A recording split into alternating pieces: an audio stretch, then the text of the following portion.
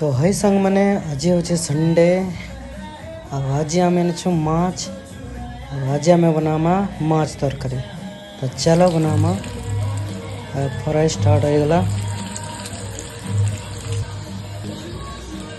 एटा अदा लसुन पेस्ट बनाओ अच्छे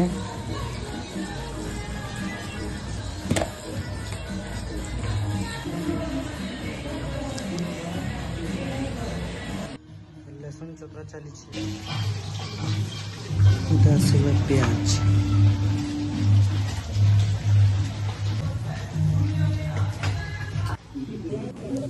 पतंजलि तेल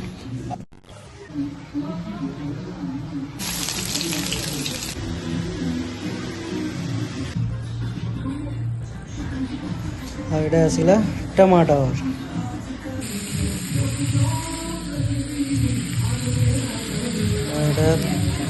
टमाटर दिगला चंदीदमा फ्राई कर माछ रेडी होगला। लास्ट में रेडी होगला। लाइक करो सब्सक्राइब करो। Bye bye Tata.